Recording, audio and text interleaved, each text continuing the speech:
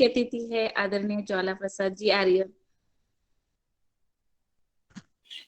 उनका गांव है केवलारी शिवनी, मध्य प्रदेश से है। उनका स्वागत है आदरणीय ज्वाला प्रसाद जी आर्य जी का।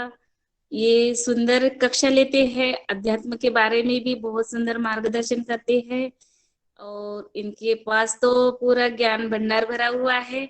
ऐसे हमारे आचार्य भाई को हम आमंत्रित करते हैं सदन में। आज गोकुल अष्टमी की जन्माष्टमी के अवसर पर आदरणीय ज्वाला प्रसाद जी आ रही है, ज्वाइन है जी। स्वागत है भैया ओम जी जी ओम। आपका। जी जी ओम, प्रणाम सभी को। जी प्रणाम। ओम। भगवान श्री कृष्ण के जन्म उत्सव की सभी को बहुत बहुत बधाई। योगेश्वर भगवान श्री कृष्ण का जन्म उत्सव हम सब मिलके मनाएंगे।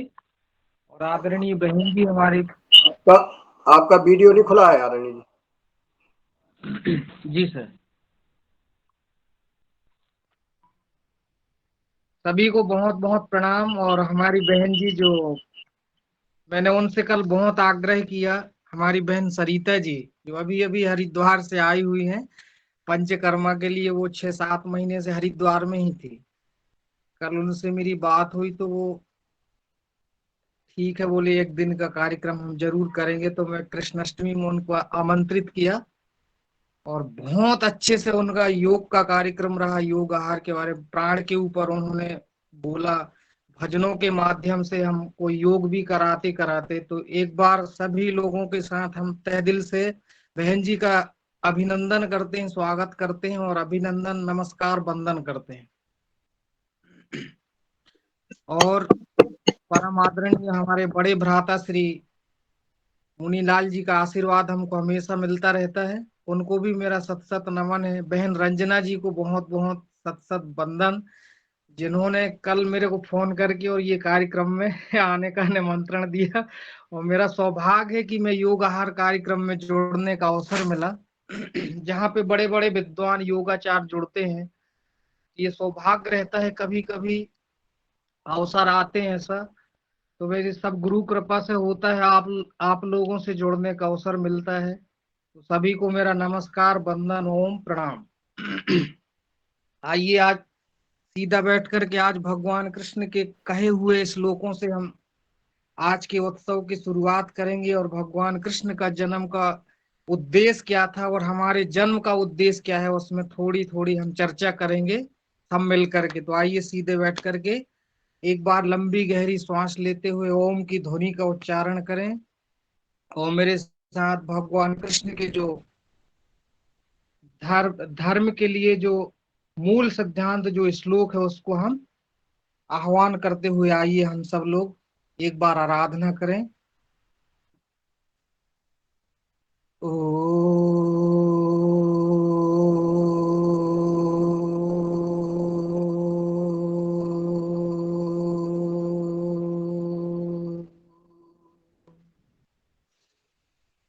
विश्वानि देव सविदुरितानि परशुव यद्भद्रं तन्नो सुव। यदा यदा हि धर्मस्य ग्लानिर्भवति भारत अभ्युत्थानं धर्मस्य तदात्मानं सृजाम्यहम्। परित्रणाय साधूनां विनाशाय च दुष्कृताम् धर्म संस्थापनार्थाय संभवामि युगे युगे। ऐसे भगवान कृष्ण को परम पिता और हमारे जीवन को सबसे ज्यादा उत्साह में बदलने वाले भगवान श्री कृष्ण की जन्म उत्सव की सभी को बहुत बहुत बधाई। ये घटना 5,500 साल पहले जो हुई, इसको हम आज भी समझते हैं कि भगवान कृष्ण का जन्म आज ही हुआ है। तो उसके लिए हमको भगवान कृष्ण को जानना होगा कि उस समय भगवान कृष्ण को जानने वाली जो भाषा थी वो थी संस्कृत। मेरे हाथ में ये भगवत गीता है, जो भगवान कृष्ण की मुखार बिंदों से भगवान कृष्ण ने खुद कहा है। तो इसके बारे में हम थोड़ा चर्चा करेंगे, भगवान के उद्देश्य को समझेंगे कि भगवान का जन्म इस भारत भूमि में ही क्यों हुआ, और भी देश में भी हो सकता था, लेकिन हम महान है कि इस धरती पे भी हमारा जन्म हुआ है। और भगवान कृष्ण ने जो 18 अध्याय में जो भगवत गीता कही है, इसमें 18 प्रकार के योगों का वर्णन है। मुख्यतः 4 योगों को लोग जो योग की विधाएं हैं उसमें प्रचलित करके बताया जाता है। कर्म योग, भक्ति योग, राजयोग, ये सब हमको बताया जाता है। लेकिन इसमें 18 प्रकार के योग भगवान श्री कृष्ण ने कहा है। इन सब को हम धीरे धीरे सब समझने की कोशिश करेंगे। तो आइए सबसे पहले भारत भूमि को नमस्कार करते हैं। भारत की है कहानी सदियों से भी पुरानी, है ज्ञान की ये गंगा ऋषियों की अमर बानी। ये विश्व भारती है, वीरों की आरती है ज्ञान की ये गंगा ऋषियों की अमर बानी। ये विश्व भारती है, वीरों की आरती है ज्ञान की ये गंगा ऋषियों की अमर वाणी। वचन दिया सोचा नहीं, क्या होगा परिणाम, सोच समझ कर कीजिए जीवन में सब काम। यदा यदा हि धर्मस्य ग्लानिर्भवति भारत, अभ्युत्थानं धर्मस्य तदात्मानं सृजाम्यहम्। परित्रणाय साधूनां विनाशाय च दुष्कृतां, धर्म संस्थापनार्थाय संभवामि युगे युगे। आइए मेरे साथ सब लोग श्रीमद् भगवत गीता का प्रथम श्लोक हम सब लोग बोलते हैं। धर्म क्षेत्रे कुरुक्षेत्रे समवेतायुत्सवः, मामकाः पांडवश्चैव किम वासुदेव कुरुत। किम कुरुत संजय। हाँ, सब लोग चलो, अगर भगवत गीता अगर आपके पास है तो सब रख लेंगे साथ में।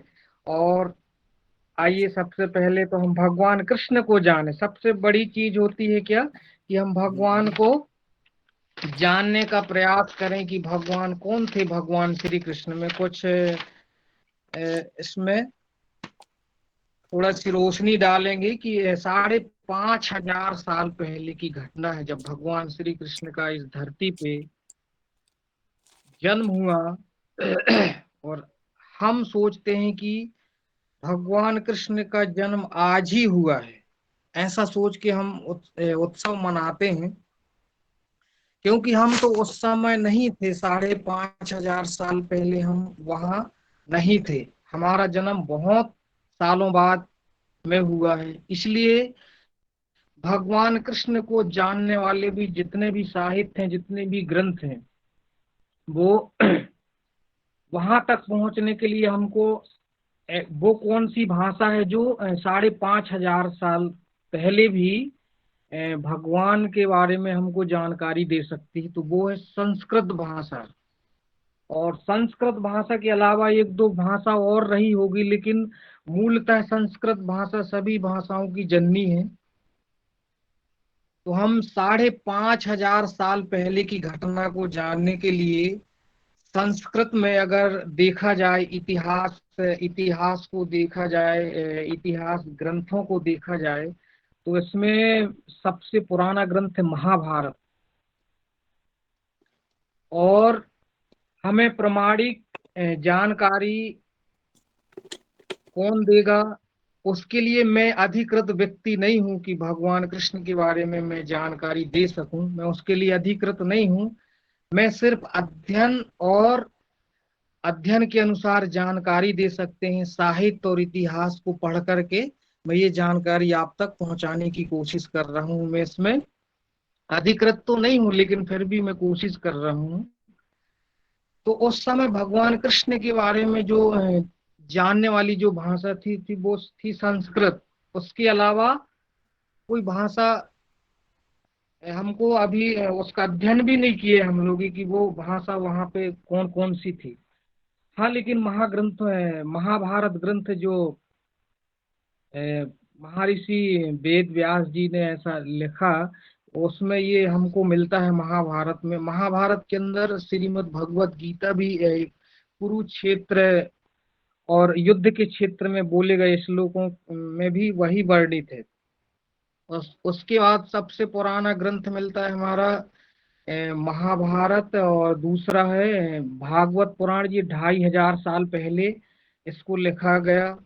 महाभारत काल के बाद 2500 साल पीछे श्रीमद् भागवत महापुराण की रचना हुई। और दो ग्रंथ बहुत फेमस थे उस समय, महाभारत और रामचरितमानस, जो महर्षि वाल्मीकि जी ने जो जिसको लिखा। ये दोनों उस समय फेमस थे, तो ये संस्कृत में लिखे हुए थे।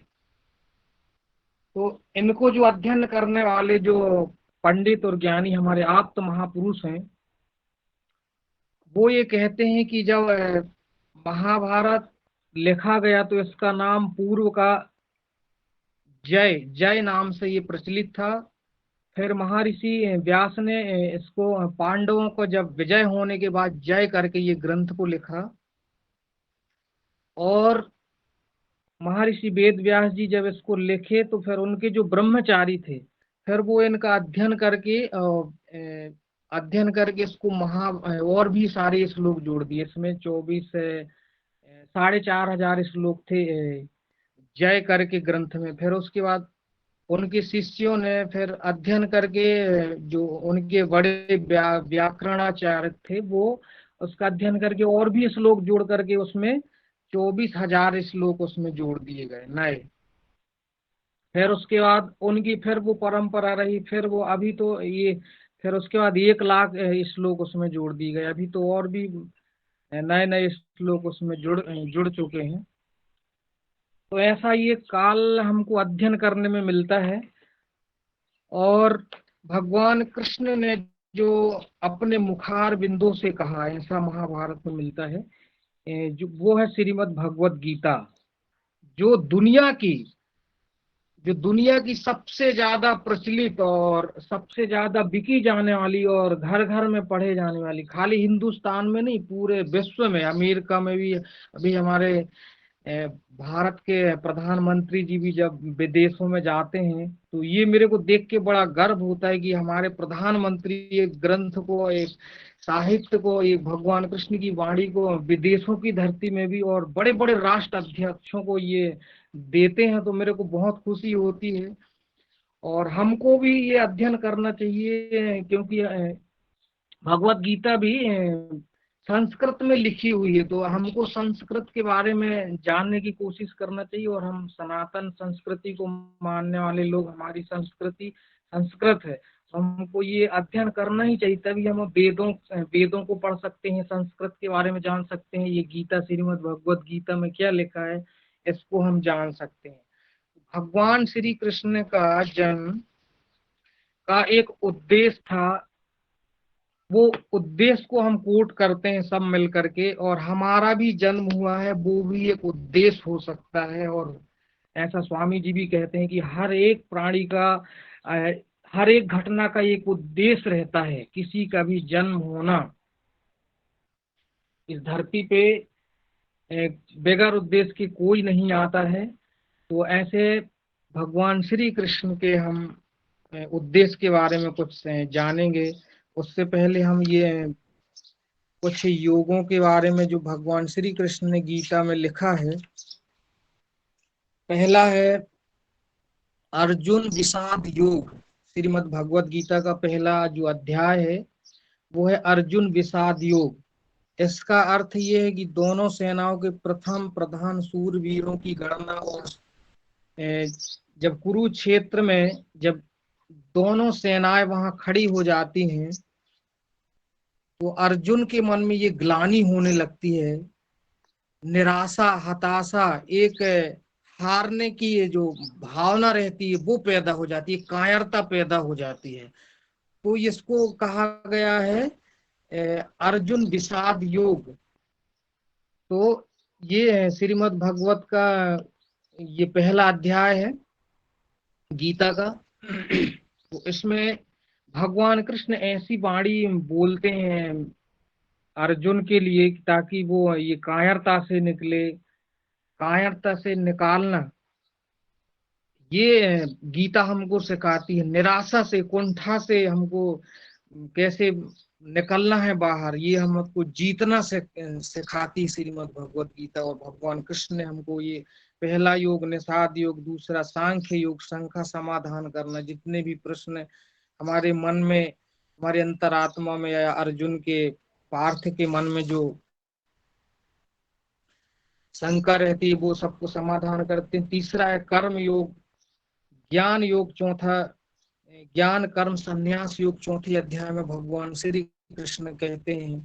फिर पांचवा अध्याय है कर्म संन्यास योग, कर्म संन्यास योग। फिर उसके बाद छठा है आत्म संयम योग, ये गीता के 6वें अध्याय में है।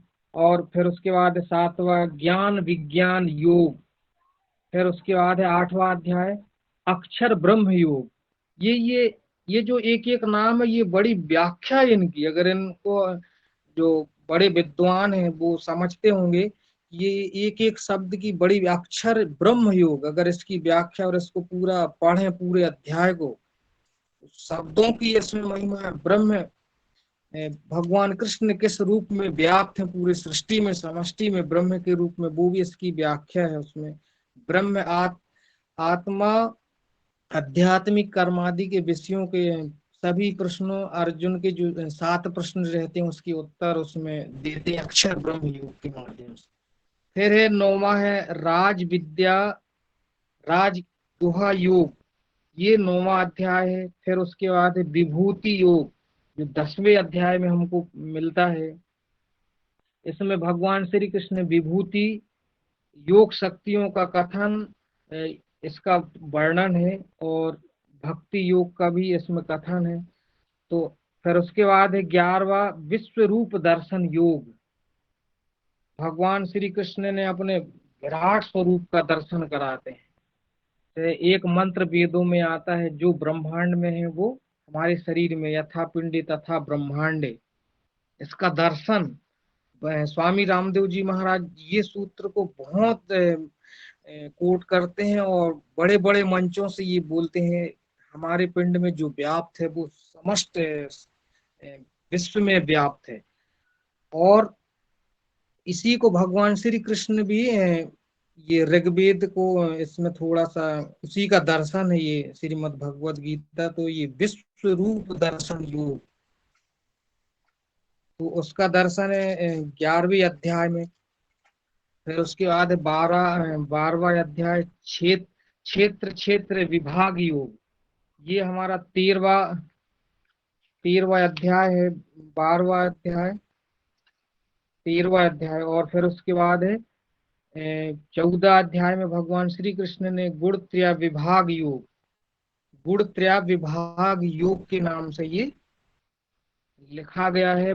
पुरुषोत्तम योग, ये 15वां अध्याय में पुरुषोत्तम योग के बारे में महिमा है। फिर उसके बाद 16वां नंबर का जो अध्याय है वो है देवासुर संपद भाग योग। इसमें फल सहित देवी और आसुरी संपदा का कथन है। आसुरी संपदा वालों के लक्षण और उनकी अधोगति का कथन है। शास्त्र विपरीत आचरण को त्यागने और शास्त्र अनुकूल आचरणों के लिए प्रेरणा देता है ये अध्याय। तो ये देवासुर संपद योग, विभाग योग। फिर है इसके बाद 17वां अध्याय श्रद्धा त्रियो विभाग योग। ये श्रीमद् भगवत गीता में 18 प्रकार से योग। और अंतिम है 18वां अध्याय है मोक्ष संन्यास योग।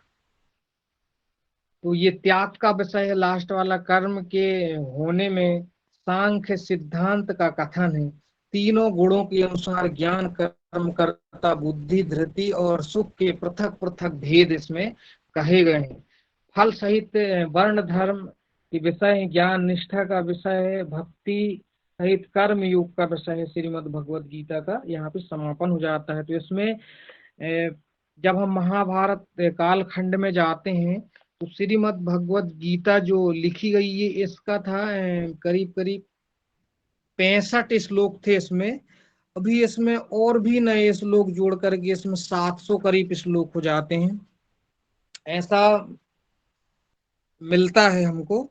तो आइए सबसे पहले हम भगवान कृष्ण के उद्देश्य के बारे में जानते हैं। हमें प्रामाणिक जानकारी जो हमको मिलती है साहित्य में, हमारे ग्रंथों में, वो जानते हैं कि वो महापुरुष जो आज भी 5,500 साल के बाद भी इतना फेमस है, जो हमारे दिलों में राज करता है। आज लोग घर घर में जिनकी पूजा होती है, जिनको मान्यता मिलती है, वो कोई महापुरुष, कोई आप्त पुरुष रहा होगा, तभी तो वो इतना फेमस है कि आज 5,500 साल बाद भी हम उसको भूल नहीं पाए।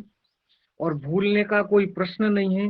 वो ऐसा कौन सा काम किया, ऐसा कौन सा कर्म किए जिससे भगवान कृष्ण आज पूरे घर घर में नहीं, पूरे दुनिया में सबसे ज्यादा रिसर्च का केंद्र है। और हम उसका इतिहास पढ़ते हैं तो भगवान कृष्ण के बारे में हमको जरूर जानना चाहिए। हमारे आप तो महापुरुष हैं। भगवान श्री कृष्ण एक ऐसे महापुरुष हैं जिनको योगेश्वर कहा गया।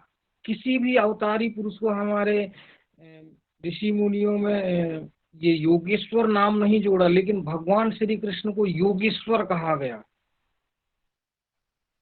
ये बहुत बड़ी घटना है। हमारे ग्रंथों शास्त्रों में ये मिलता है कि किसी को नहीं कहा, भगवान श्री कृष्ण को योगेश्वर कहा गया। और क्यों कहा गया ये हम आगे और देखेंगे।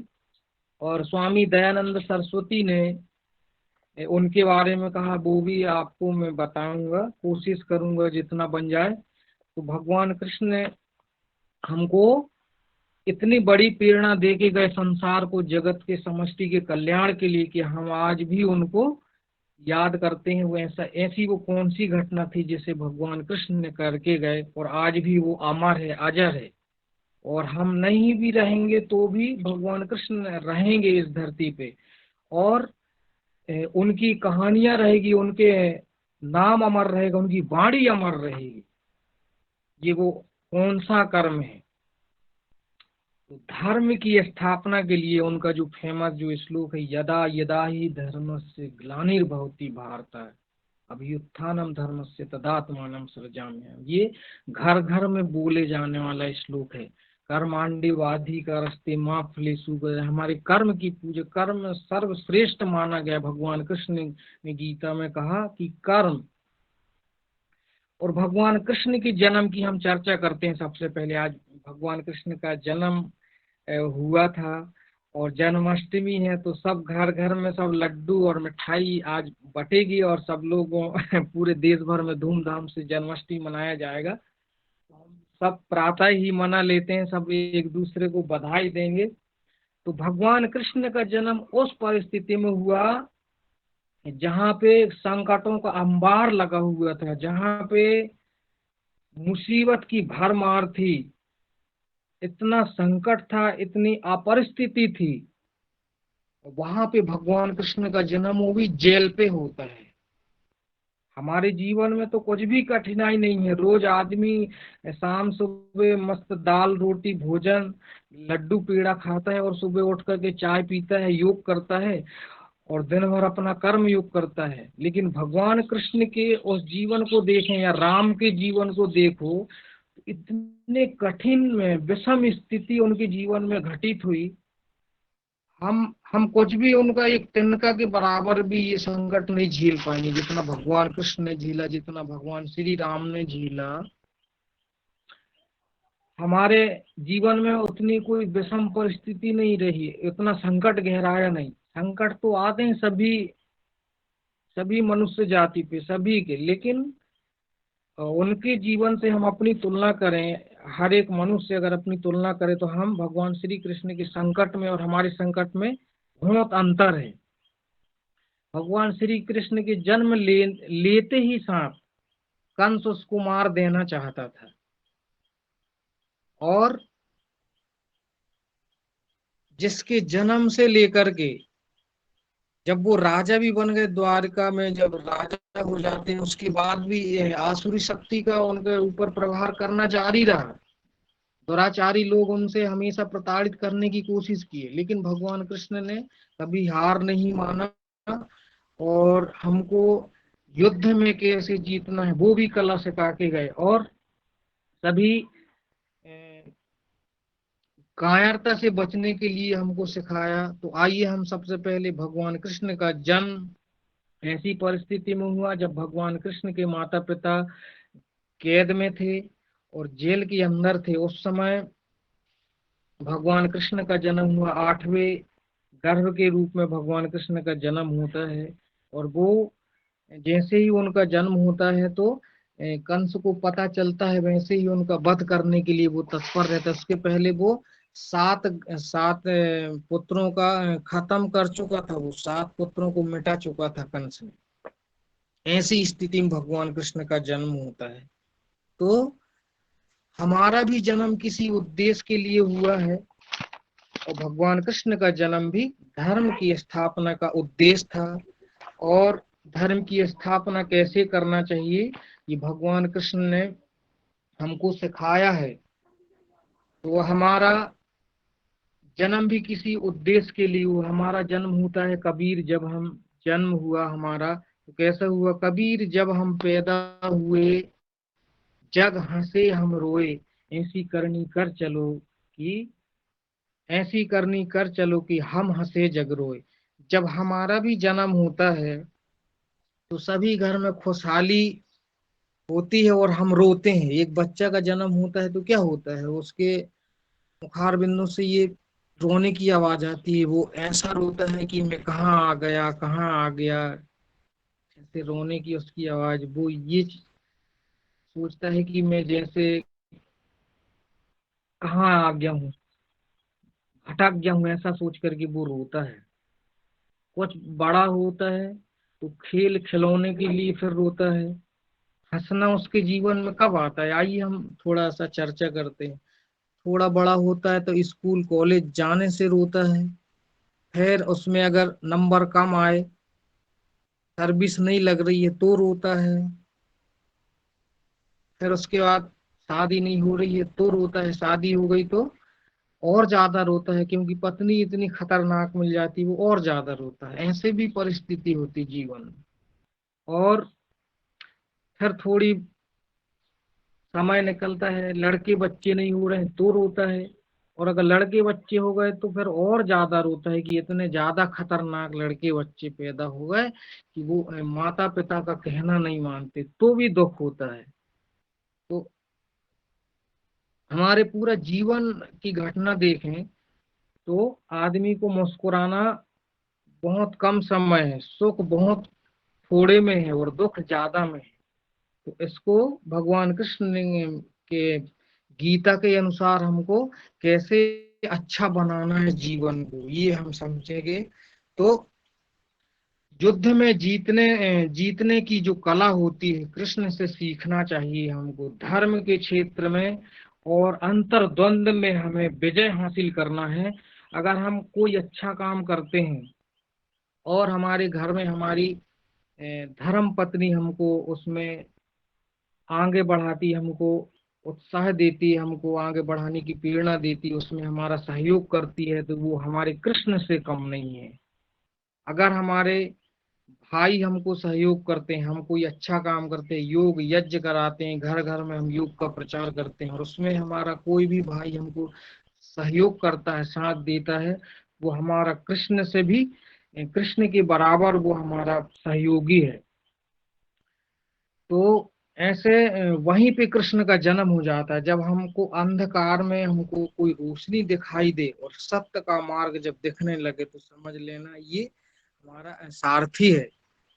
तो ये भगवत गीता हमको, लेकिन मनोबल को बढ़ाएं हम कैसे, ये भगवान श्री कृष्ण ने गीता में कहा है, मनोबल को कैसे बढ़ाया जाता है। तो आइए मेरे साथ 2-3 श्लोक बोलते हैं। जातस्य ही ध्रुवो मृत्यु ध्रुवम जन्म मृतस्य च तस्माद् परिहार्थाय न त्वं शोचितु मर्हसि।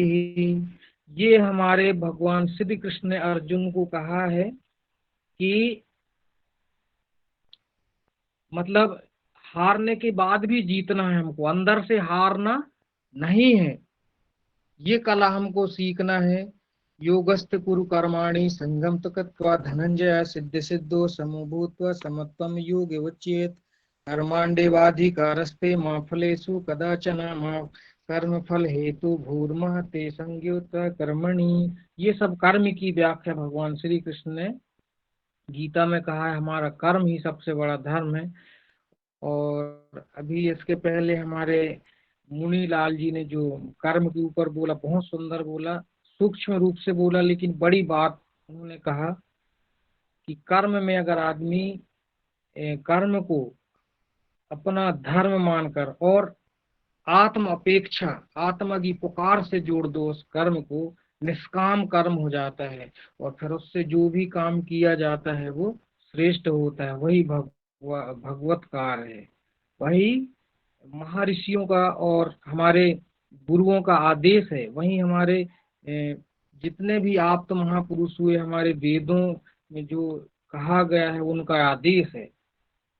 आत्मा की पुकार, ये सबसे बड़ा सत्य है। और हमारा जन्म का उद्देश्य, फिर जैसे ही जन्म होता है तो बीज से वृक्ष बनने का जो उसका जो पूरा कालखंड होता है, एक बीज जब अपने पूरा जीवन खपा देता है, अपने आप को गला देता है एक बीज, तब उसके बाद वो वृक्ष बनता है।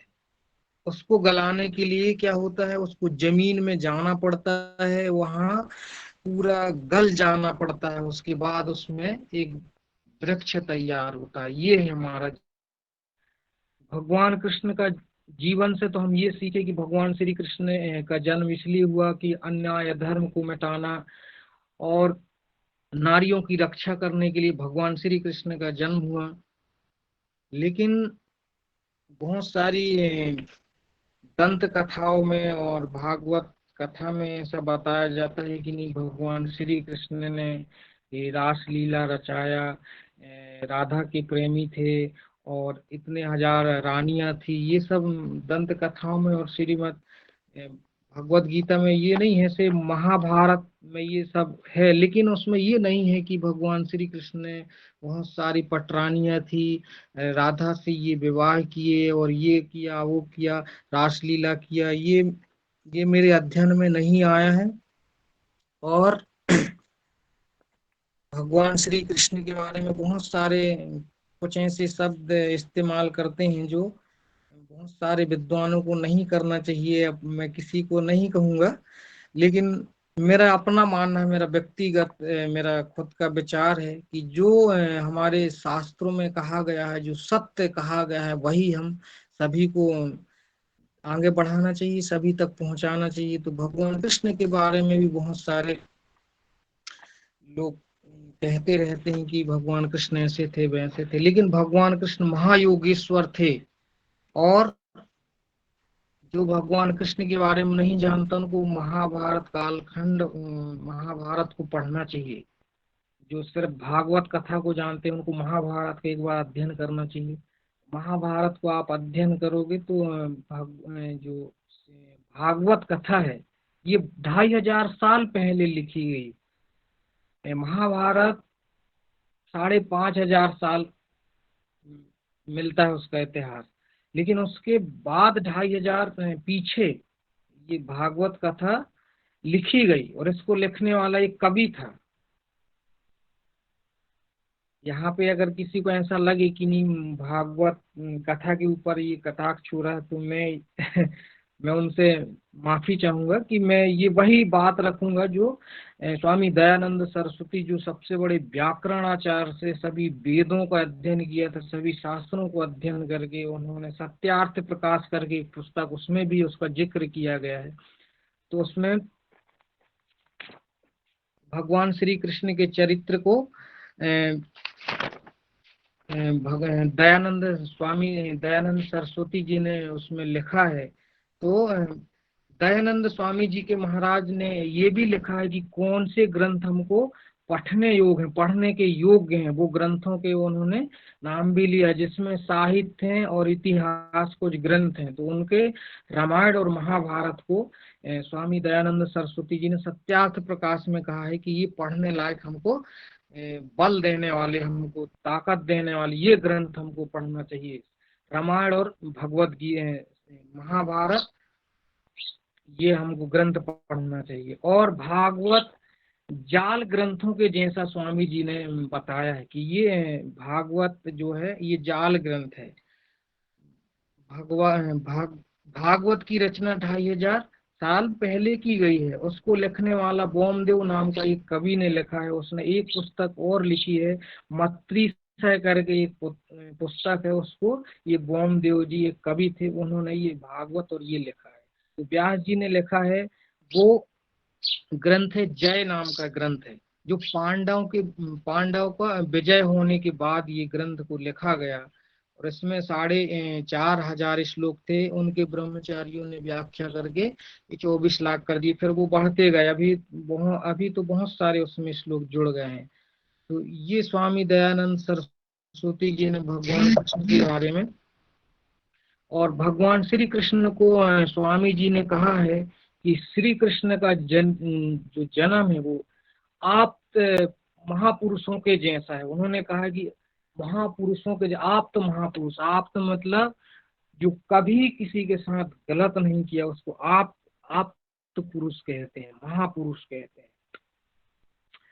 एक भी बार भगवान कृष्ण ने किसी के साथ गलत नहीं किया, और न उनके जीवन में ऐसी कोई घटना है महाभारत काल में अगर हम अध्ययन करते हैं तो, इसलिए उनको भगवान श्री कृष्ण को योगेश्वर कहते हैं।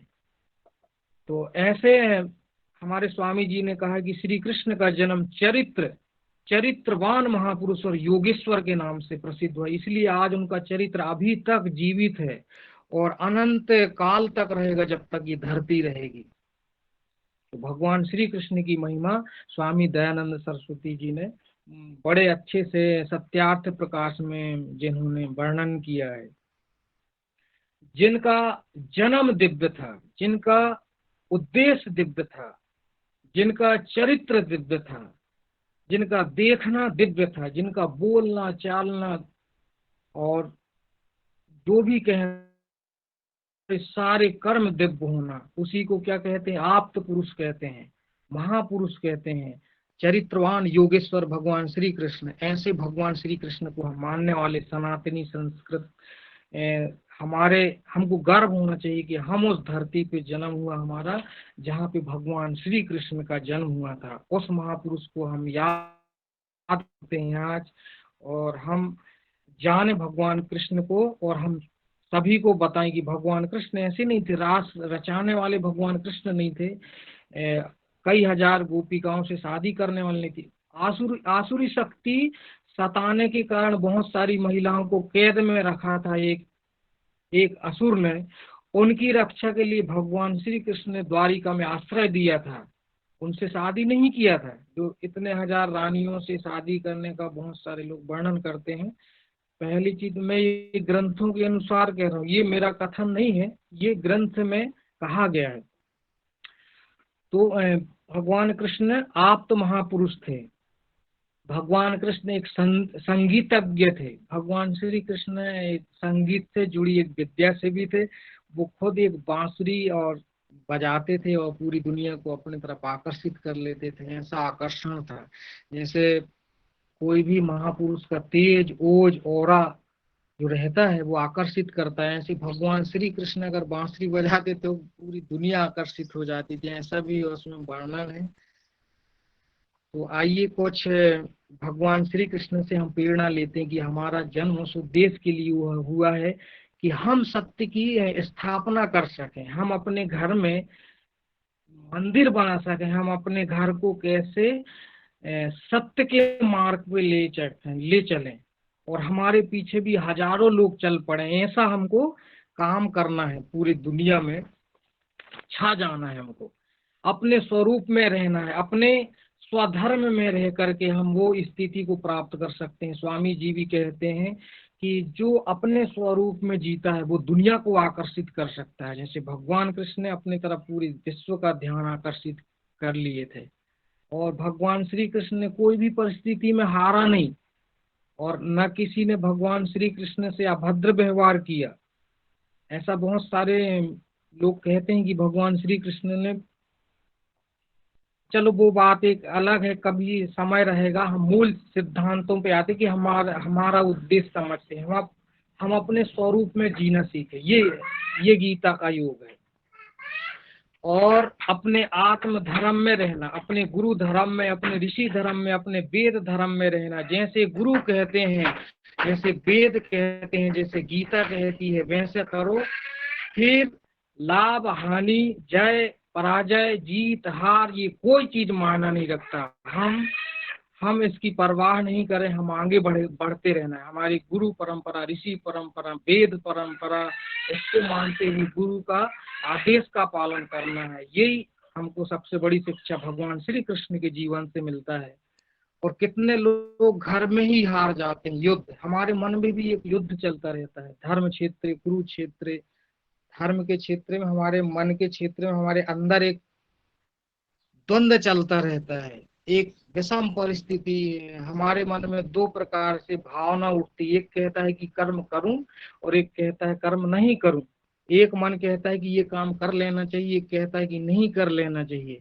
अर्जुन भी वही स्थिति अर्जुन की होती है कि मेरे सामने पूरा परिवार खड़ा है, मेरे गुरु द्रोणाचार्य, भीष्म पितामह खड़े हुए हैं, मैं इनको मार नहीं सकता, मारने के बाद भी मेरे को रोना पड़ेगा और जीतने के बाद भी मेरे को कुछ नहीं मिलेगा, तो मेरे ही घर का विनाश हो रहा है। ऐसा करके वो अपना गांडीव धनुष को रख देता है। वहां पे अर्जुन विवश हो जाता है। तो उसी समय भगवान श्री कृष्ण उसको मनोबल के बढ़ाने के लिए ऐसे शब्द का उपयोग करते हैं जिससे मनोबल और आत्मबल, विश्वास इतना बढ़ा देते हैं ताकि वो युद्ध में विजय हासिल कर सकें। तो हमको भगवान श्री कृष्ण से यह शिक्षा मिलती है कि हम अपने मनोबल को बढ़ाएं, आत्मबल को बढ़ाएं। और ये हमारे घर में जो छोटी छोटी जंग चलती रहती है, हमारे आत्म स्तर पे, हमारे कर्म क्षेत्र में हम जो भी काम करते हैं, बिजनेस, व्यापार, खेती बाड़ी, जो भी काम करते हैं उसमें विषम परिस्थिति आती है, उसमें हमको सही निर्णय लेने की ताकत हमको भगवान श्री कृष्ण के उद्देश्य से मिलता है।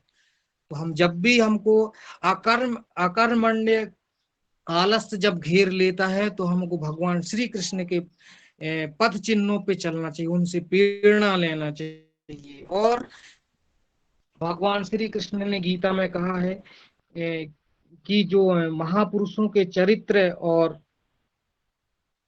आत्मस्थ होकर, स्थित प्रज्ञ होकर के, अपनी स्थिति में, अपने आत्मा के स्वरूप में ठहर करके, एक ही विचार पे ठहर करके उस पे लग जाना पूरी तरह से, तो आपको सफल होने से पूरी दुनिया की ताकत नहीं रोक सकती। और स्वामी जी भी कहते हैं कि अपने स्वरूप में जो आदमी रहता है और अपने स्वधर्म का जो पालन करता है वो दुनिया में कोई भी चीज, कोई भी क्षेत्र पे विजय हासिल कर सकता है। ये मूल सूत्र है।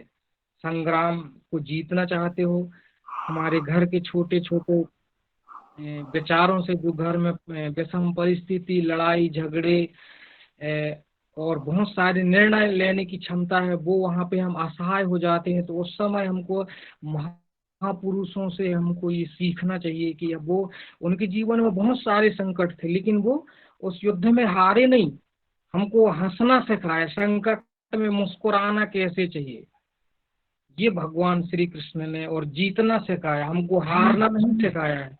हम उस धरती के बालक और हम संतान है कि हम हारना नहीं जानते, हमको जीतना भगवान श्री कृष्ण ने बहुत पहले सिखा चुका है।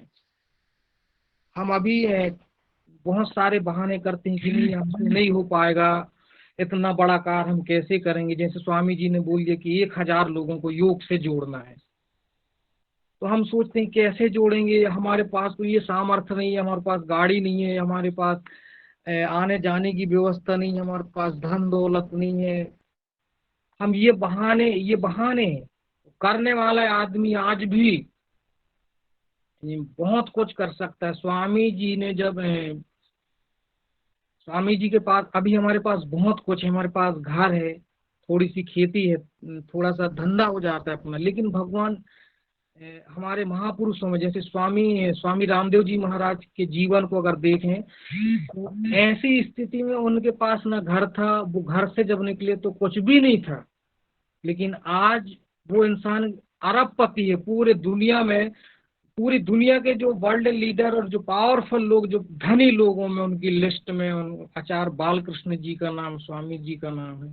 वो क्यों है? उसके पीछे एक उद्देश्य था, सत्य के मार्ग पे चलते हुए हर एक जीवन तक अपनी बात को पहुंचाना और योग से जोड़ना, धर्म की स्थापना करना एक एक जीव के अंदर, ये भगवान श्री कृष्ण का उद्देश्य पहुंचाना, ये स्वामी जी का लक्ष्य है। जो लोग नहीं जानते तो वो मैं आज कोशिश करूंगा, भगवान श्री कृष्ण का और मेरे परम पूज्य गुरुदेव जी का भी वही लक्ष्य है। बस ये है कि स्वामी जी थोड़ा योग के रास्ते पे, आयुर्वेद के मार्ग से चल के आपके घर तक आते हैं, और भगवान श्री कृष्ण आपको अपने काम क्रोध मद लोभ मोह के माध्यम से ये योग बना के आपको भक्ति योग, लय योग, मंत्र योग, राजयोग के माध्यम से आप तक पहुंचते हैं। बस ये माध्यम, वो भी योग है, खाली हाथ पैर हिलाना, सर हिलाना ये योग नहीं है। योग जितने भी दुनिया में अच्छे काम है, अच्छा बोलना, अच्छा देखना, अच्छा सोचना, ये सब योग है। अच्छा काम करना, दिव्य काम करना, श्रेष्ठ सत्य के मार्ग पे चलना, ये सब योग में आता है। भगवान श्री कृष्ण भी कहते हैं और स्वामी जी भी कहते हैं। हाँ, लेकिन हम वेदों को थोड़ा अध्ययन नहीं होने के कारण हो सकता है हम उसको समझ, लेकिन मैं सूक्ष्म से सरलता से कोशिश कर रहा हूँ कि स्वामी जी का उद्देश्य और भगवान श्री कृष्ण का उद्देश्य समझाने की कोशिश हम सब मिलके एक दूसरे पर चर्चा कर रहे हैं। दृष्टि और कृति, दृष्टि भगवान श्री कृष्ण की दृष्टि ऐसी थी कि वो आने वाला भविष्य के बारे में वो जानते थे कि आने वाला समय कैसा रहेगा और हमको कैसे इसकी स्थापना करना है, कैसे हमको सत्य के मार्ग पे लेके चलना है पूरे जगत को। ये विजन भगवान श्री कृष्ण के पास था। महाभारत काल में भगवान कृष्ण को पता था कि आने वाले समय में हमको अखंड भारत का निर्माण करने वाले महापुरुषों में से एक है भगवान श्री कृष्ण, जिन्होंने अखंड भारत का स्थापना करने में उनका बहुत बड़ा रोल था। तो आने वाले भविष्य का, आने वाले 50 साल 100 साल का विजन बनाने वाले जो होते हैं वो महापुरुष ही होते हैं, आप तो महापुरुष होते हैं। ऐसे स्वामी जी भी अभी 100 साल का टारगेट लेके चल रहे हैं, हमको 100 साल का टारगेट। आने वाला जो भविष्य रहेगा भारत का, वो सनातन संस्कृति इतनी मजबूत रहे कि धर्म का इतना प्रचार हो कि अधर्म उसके सामने, अधर्म का गेट पूरा बंद कर देना, ऐसा उद्देश्य है।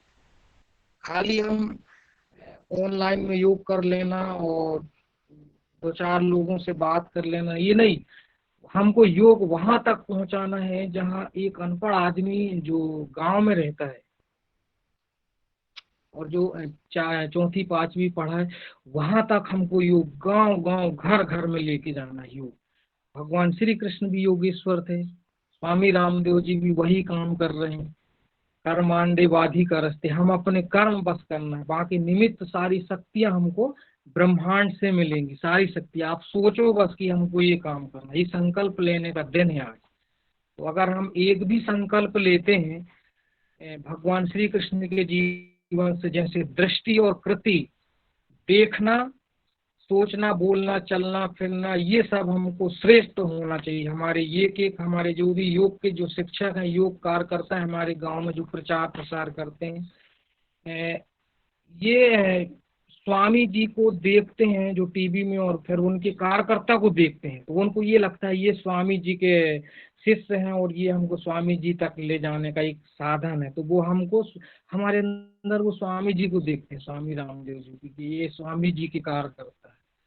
तो हमारी कृति और हमारी दृष्टि, भगवान श्री कृष्ण से हम शिक्षा ले सकते हैं कि हमारा देखना, बोलना और हमारा कर्म कृति करना हमारे ये दिव्य होना चाहिए। दिव्य कैसे होंगे? देखना कैसा है, कितने लोगों को देखना नहीं आता, देखते हैं तो झांकना, छत पे रहते हैं तो रेलिंग से झांकना, गाड़ी में चलते हैं तो खिड़की खोल के झांकना। तो ये झांकना बंद करना है, और झांकना है तो अपने अंदर झांकना है। इसी से आत्मज्ञान प्राप्त होगा और उसी से हम काम, क्रोध, मद, लोभ, मोह, इस धर्म क्षेत्र, कुरुक्षेत्र में हम इसको पराजय कर सकते हैं, हरा सकते हैं। तो हमको अंदर झांकना है कि मैं कौन हूँ और इस जीवन का उद्देश्य को समझना है।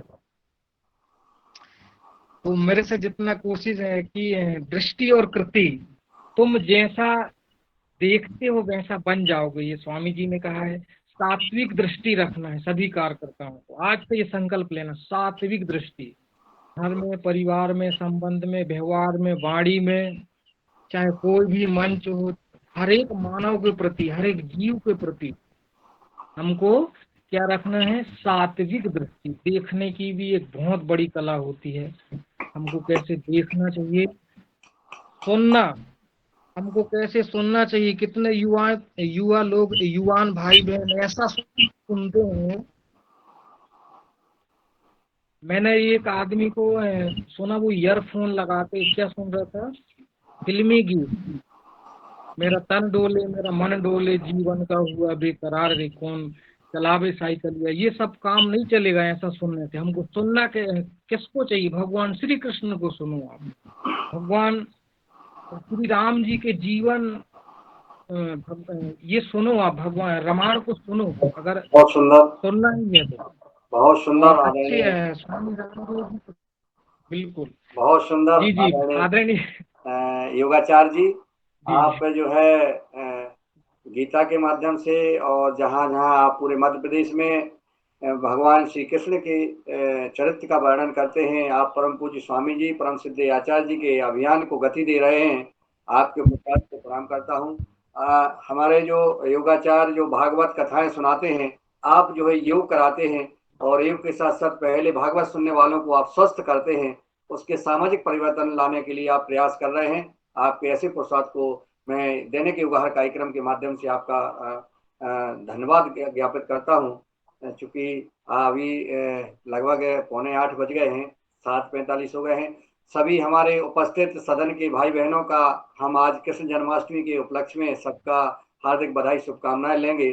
उसके पहले मैं आमंत्रित करना चाहता हूं पतंजलि योगपीठ से परम आदरणीय हमारे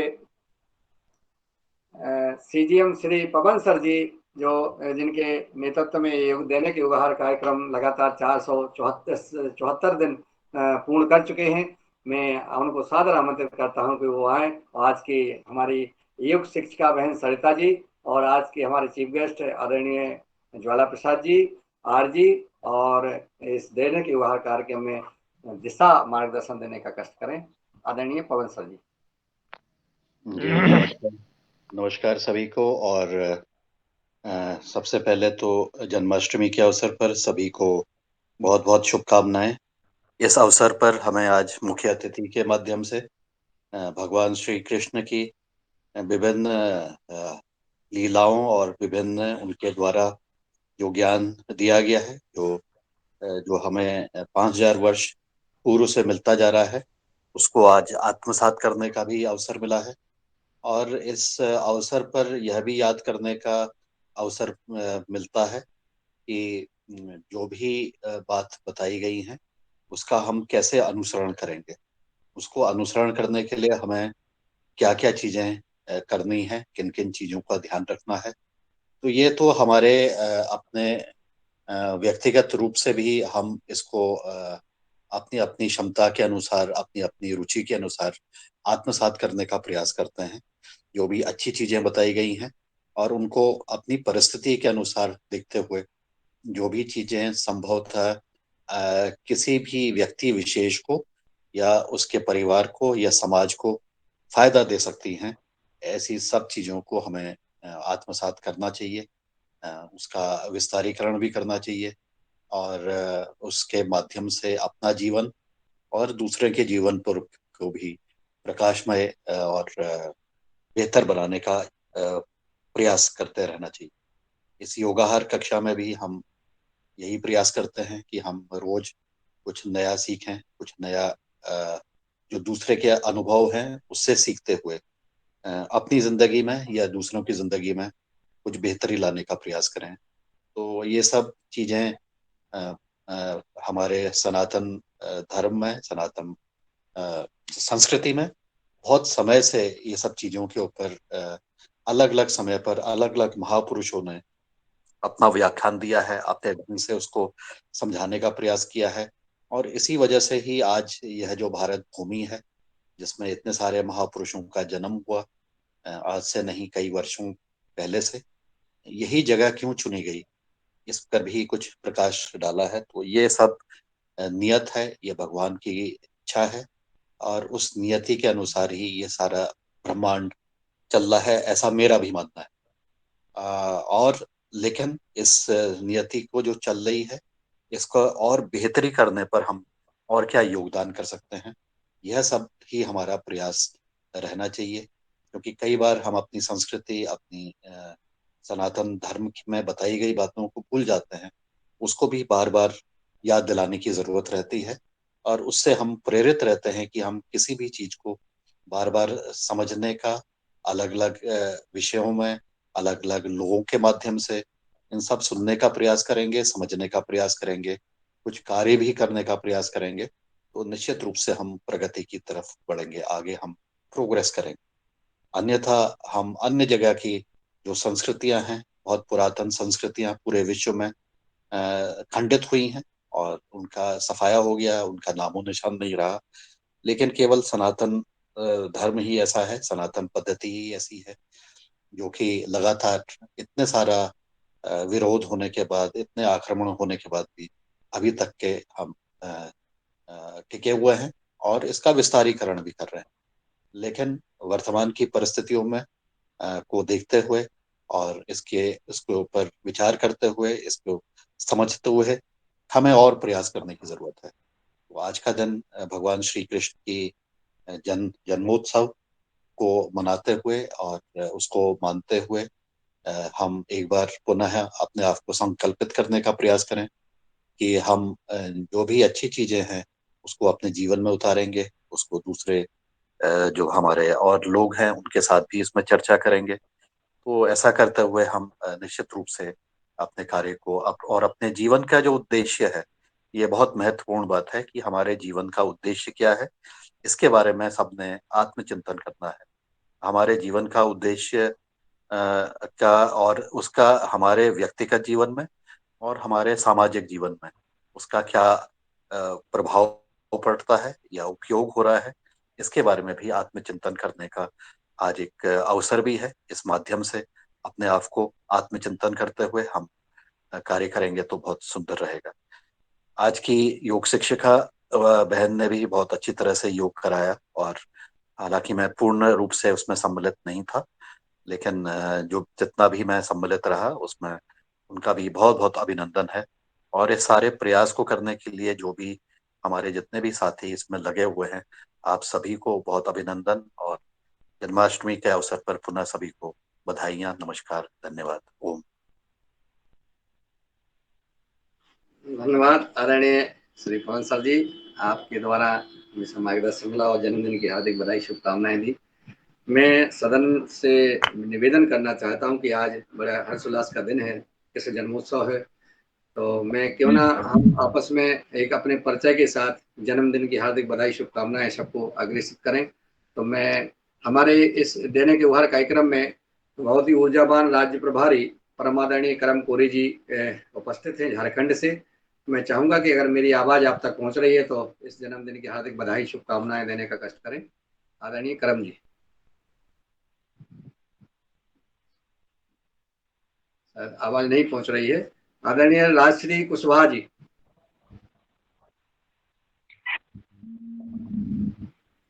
आदरणीय बादरी पटेल जी। मेरी आवाज पहुंच रही हो। भगवान दास कुशवाहा जी। जी आदरणीय सादर आमंत्रित हैं आप। सभी को ओम वंदन अभिनंदन। आपकी आवाज नहीं आ रही है। मैं भगवान दास कुशवाहा किसान सेवा समिति। आप अनम्यूट तो हो गए, आवाज नहीं आ रही है आपकी।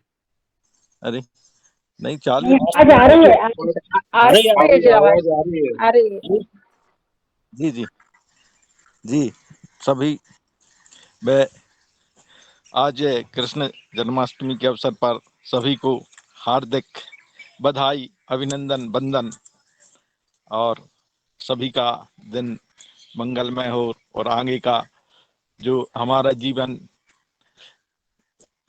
भगवान कृष्ण जैसा हो ऐसा संकल्प के साथ हम आज संकल्प लें कि जिससे हमारी धर्म की रक्षा और गौरक्षा हो सके, ऐसा मेरा सभी से अनुरोध और सभी को हार्दिक शुभकामनाएं बधाइयां जन्माष्टमी के शुभ अवसर। ओम सभी को वंदन।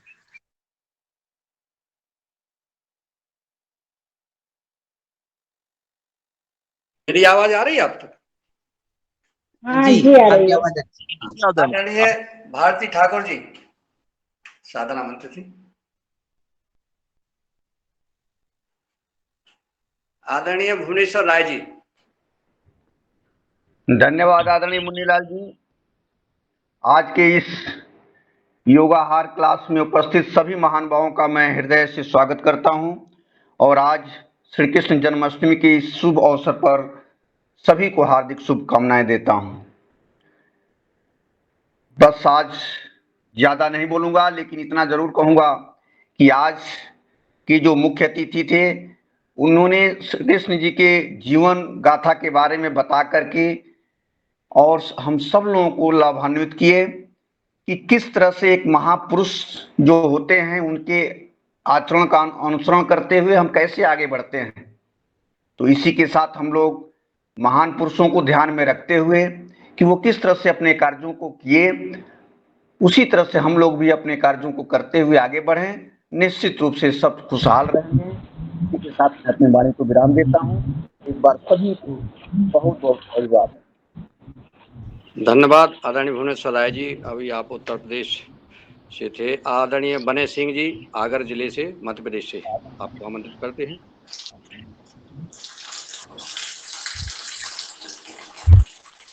जी प्रणाम सभी को। बेकार कार्यक्रम के उपस्थित भाई बहनों को जो अपना अमूल्य समय देकर के इस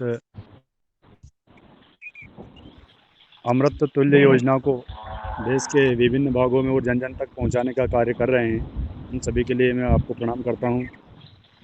हमारे कृष्ण जी का जो जन्मदिन है वो जन्मदिन हर साल हम मनाते हैं। इसलिए मनाते हैं कि कहीं ना कहीं हम गलत मार्ग पर तो ना चल पड़े, उसके पद चिन्हों पर चल कर के हम हमारे संस्कृति की रक्षा करें, हमारे धर्म की रक्षा करें। इसलिए हम एक वर्ष में उसको याद करते हैं, क्योंकि उन्होंने भी अपनी संस्कृति को जिंदा रखने के लिए कई संघर्ष करके, कई संकटों का सामना करके के हमारी संस्कृति की रक्षा की है। तब जाकर के आज हम गर्व से कह सकते हैं कि हम सनातन धर्म के, संस्कृति के रक्षक हैं। और मैं एक और बात ये कहना चाहता हूँ कि आप हम सब मिलकर के एक संकल्प लें कि जो कृष्ण भगवान ने गाय का दूध, घी, दही खाया था, वो खाने का और आम जन तक पहुंचाने का और हर जनता को खिलाने का एक संकल्प लें। हम आज कृष्ण भगवान की जन्माष्टमी के दिन हम भी एक दही बांटने का प्रोग्राम हमारे गांव-गांव, घर-घर, गलियारों में सभी दूर हमारे पड़ोस में, मोहल्ले को, सभी को बांट करके ये संदेश दें कि हम गाय के घी दूध का और पंचामृत का जो उपयोग करेंगे तो हम कभी भी जीवन में रोगी नहीं बनेंगे। और गाय आधारित प्राकृतिक खेती करेंगे तो हमारा देश सुरक्षित रहेगा, हम सुरक्षित रहेंगे, हमारा भविष्य जो नौनिहाल हमारे बच्चों का जो भविष्य सुरक्षित रहेगा। इसी संकल्प को लेकर के आज हम सबको एक संकल्प लेना है कि गाय आधारित प्राकृतिक खेती करना है और ज़्यादा से ज़्यादा गाय के घी दूध का उपयोग करना है और दूसरों को भी प्रेरित करना है। धन्यवाद सभी को। धन्यवाद आदरणीय बनेश सिंह जी, बहुत सुंदर आपका सुझाव। और अपने आदरणीय ब्रजभूषण जी सादर आमंत्रित है। जी भ्राता जी, ओम आवाज आ रही है? ये परिचय के साथ जो है आप हार्दिक बधाई शुभकामना दे सकते हैं। कृष्णाय वासुदेवाय हरे परमात्मने प्रणत क्लेश नाशाय गोविंदाय नमो नमः। सब लोगों को श्री कृष्ण जन्मोत्सव की बहुत बहुत शुभकामनाएं। और इस अवसर पर हमको ये संकल्प लेना चाहिए कि जैसे भगवान श्री कृष्ण ने देखो कहने को बहुत जो आदर्श स्थापित किए हम उन पर चलें। गौ आधारित खेती के ऊपर विशेष रूप से यदि हम कोशिश करेंगे, प्रयास करेंगे तो अच्छा हमें रिजल्ट मिलेगा। क्योंकि बहुत ज़्यादा दिक्कत आजकल रासायनिक खेती के जरिए हो रही है और लोग भी, कृषि वैज्ञानिक भी इस बारे में बता रहे हैं। तो हम यदि कृषि आधारित खेती में गौवंश की उपयोगिता के ऊपर ध्यान देंगे, उनको पालेंगे, उनका संरक्षण करेंगे, संवर्धन करेंगे तो निश्चित रूप से हमें बहुत बहुत लाभ होगा। बहुत बहुत धन्यवाद सब लोगों को श्री कृष्ण जन्माष्टमी की और अंत में बार बार शुभकामनाएं। आदरणीय ब्रजभूषण जी, आपने परिचय नहीं दिया, कहाँ से हैं आप, सदन को बताने का कष्ट करें। मैं रायसेन मध्य प्रदेश से बोल रहा हूँ जी। बहुत बहुत शादीवाद। और निरंतर इस युगहार कार्यक्रम में जुड़िएगा। और आप तो जुड़े रहते हैं, पहले भी आप आए हैं और आपने जी आप मैंने बहुत तो इसमें योग भी करवाया था एक बार। बरस जी आपने योग शिक्षक के रूप में भी इसमें भाग लिया था। पुनः आप फिर से योग कराएं। और चूंकि 365 दिन के बाद अपन ने फिर से पुनः रिपीट कर दिया है, तो आप अधिक से अधिक जुड़े। धन्यवाद आपको। अब मैं आमंत्रित करता हूं आदरणीय दिनेश जी शेमवाल जी को, वो आए और हम सबको अपने दो शब्द कह के और हार्दिक बधाई शुभकामना देने का कष्ट करें।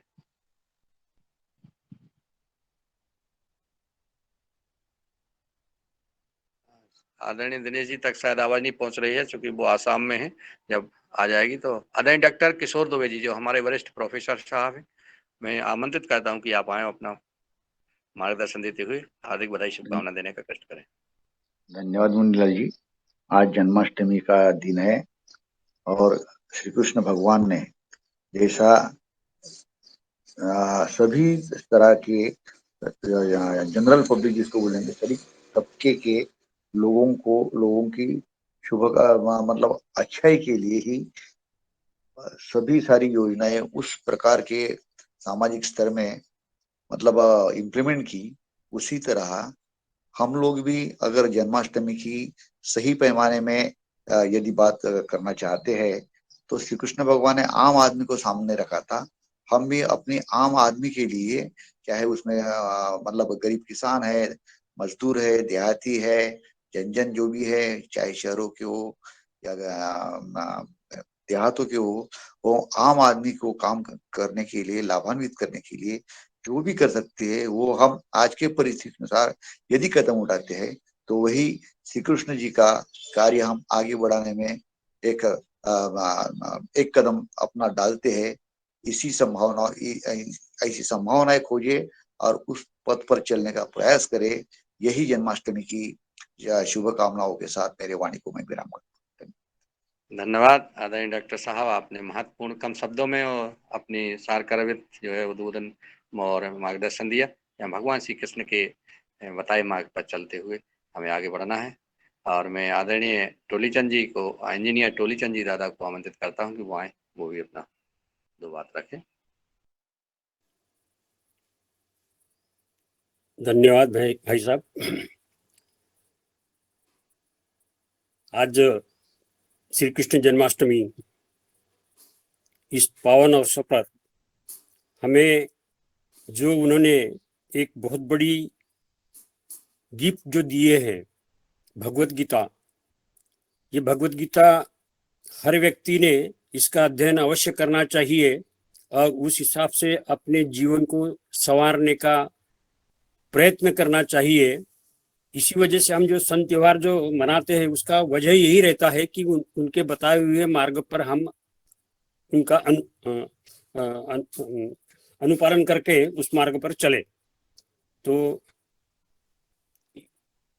इसी हिसाब से सभी लोग उसका अवलोकन करके करें और आप सभी को शुभ कांक्षा दे करके मेरी वाणी को विराम देता हूँ। धन्यवाद। धन्यवाद आदरणीय इंजीनियर साहब टोलीचंद जी, आपके पुरुषार्थ को प्रणाम करता हूँ। हमेशा इस देने के उभार कार्यक्रम की आप स्तंभ हैं। आदरणीय जितेंद्र जी साहू जी, मैं सादर आमंत्रित करता हूँ कि आप आए और आप कृष्ण जन्माष्टमी की हार्दिक बधाई शुभकामनाएं देने का कष्ट करें अपने परिचय के साथ। मैं जितेंद्र कुमार साहू, जिला मंडला के नैनपुर ब्लॉक मक्के ग्राम से हूँ। सभी आदरणीय महानुभावों को सादर प्रणाम करता हूँ। आप सभी को श्री कृष्ण जन्माष्टमी की ढेर सारी शुभकामनाएं। भगवान आपको सभी को स्वस्थ रखें, परिवार सभी मस्त रहें। धन्यवाद। सुंदर जितेंद्र जी, लगातार इसी कार्यक्रम में जुड़ते रहिएगा इसी प्रकार से। आदरणीय हमारी बहुत ही ऊर्जावान बहन ज्योति गुप्ता जी को मैं सादर आमंत्रित करता हूँ। मेरी आवाज आप तक धन्यवाद भाई जी, धन्यवाद भाई जी। मैं मध्य प्रदेश के शहडोल जिले के एक छोटे से कस्बे ब्योहारी से हूँ। आप सभी को भगवान श्री कृष्ण के जन्मदिन की बहुत बहुत शुभकामनाएं। इस समय इस अवस्था में एक ही श्लोक बहुत ही मुझे महत्वपूर्ण लग रहा है, मैं उसकी चर्चा जरूर करना चाहूंगी। योगस्थः कुरु कर्माणि संगम त्यक्त्वा धनंजयः सिद्ध सिद्धियो समो भूत्वा समत्तम योग उच्यते। और यह मंच जो है इसी श्लोक को चरितार्थ भी करता है। हम आज योग और योगाहार के माध्यम से स्वयं भी और जन जन को भी जागृत कर रहे हैं और स्वस्थ भी हो रहे हैं। और इस मंच को बहुत बहुत शुभकामनाएं।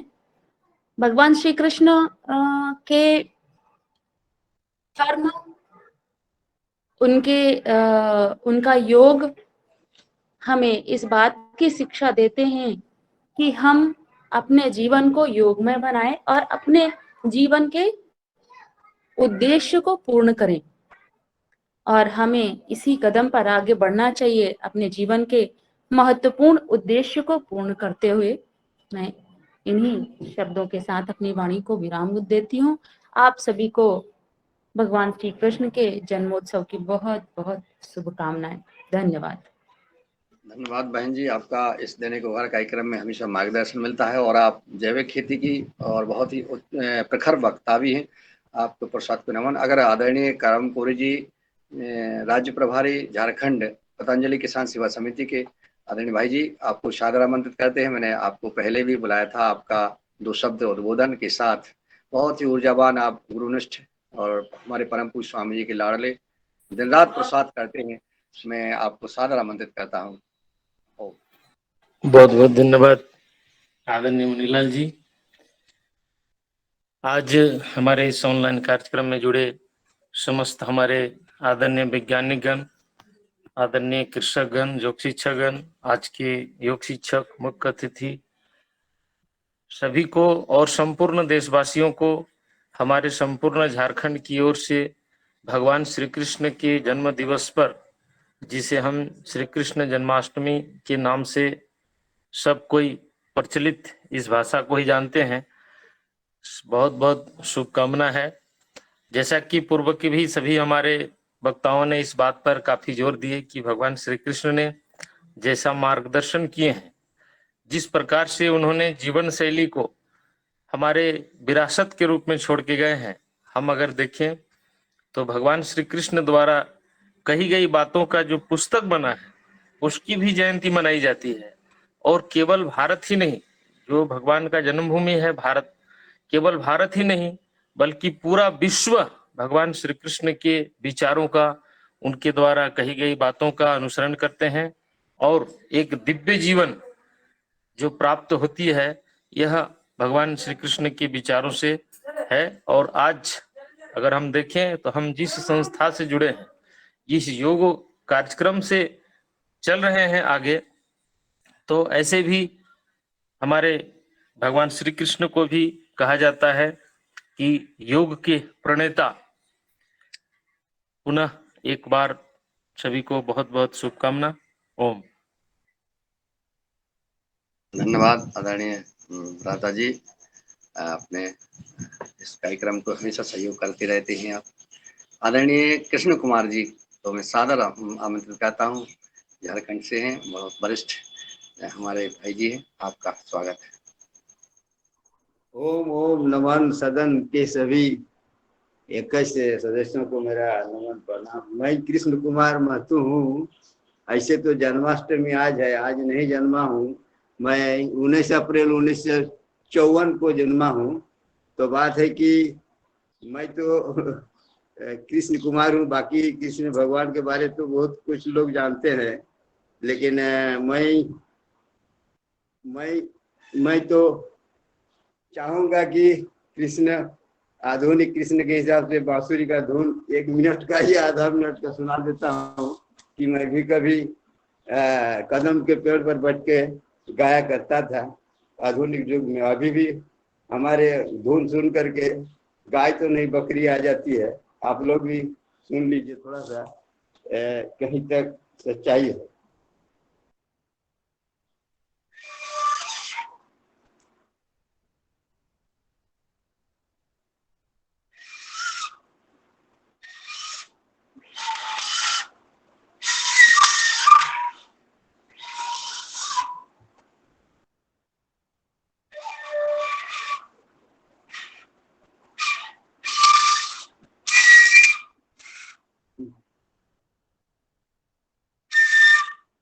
माफ कीजिएगा, बांसुरी बहुत पुरानी है, लेकिन हमारे भैया बना करके दिए थे। वो टेक्निकल से, ये स्टील की बांसी है, इसी को फूंकता था, लेकिन पुरानी हो गई, नहीं बजा पा रहा हूँ। धन्यवाद आपको, आप लोगों के लिए। बहुत धन्यवाद। और आपको कृष्ण जन्माष्टमी और आपको जन्मोत्सव की हार्दिक बधाई, शुभकामनाएं पूरे दैनिक युगार परिवार की ओर से। आप समृद्ध बने, सुखी रहें, स्वस्थ रहें और प्रसन्न रहें और हमेशा तरक्की करते रहें। हार्दिक बधाई, शुभकामनाएं। धन्यवाद सर, धन्यवाद। आदरणीय हमारे बहुत ही ऊर्जावान और बहुत ही दैनिक युगार कार्यक्रम में हमेशा चिंता करने वाले, सहयोग करने वाले, सहभागी बनने वाले आदरणीय नीलकंठ सावले जी, महाराष्ट्र में सादर आमंत्रित करता हूं कि वो आए। ओम। धन्यवाद मुनीलाल भाई जी। श्री कृष्ण गोविंद हरे मुरारी, हे नाथ नारायण वासुदेवा, हे नाथ नारायण वासुदेवा, हे नाथ नारायण वासुदेवा। सभी को श्री कृष्ण अष्टमी के सभी को शुभकामनाएं और बहुत बहुत धन्यवाद। ओम। धन्यवाद आदरणीय नीलकंठ सावले जी। जैसा कि नीलकंठ, आप भगवान जैसे नीलकंठ से आप हमने बहुत प्रसन्न कर दिया सदन को आज 4-6 सेकंड में ही। आदरणीय प्रदीप राज जी वर्मा जी नर्मदापुरम से है, मैं सादर आमंत्रित करता हूं आपको, आप आए और हार्दिक बधाई शुभकामनाएं देने का कष्ट करें। अगर प्रदीप राज वर्मा जी, स्वागत है। सभी महानुभावों को मेरा सादर प्रणाम।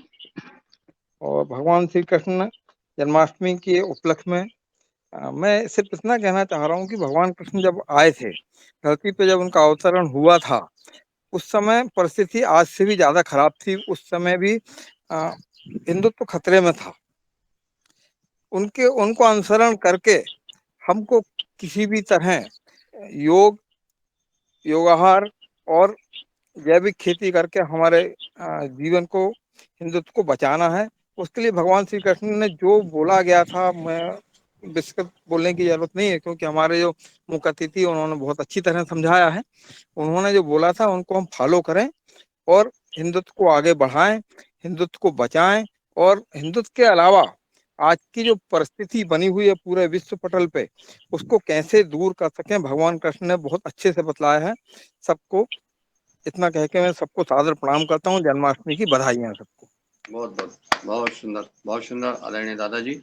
आदरणीय पुण्यकाम सामर्थ्य जी को मैं सादर आमंत्रित करता हूँ। आज के कार्यक्रम में उपस्थित सभी लोगों को मेरा प्रणाम और साथ ही कृष्ण जन्माष्टमी की, कृष्ण जन्म उत्सव की सभी लोगों को हार्दिक शुभकामनाएं एवं बधाई।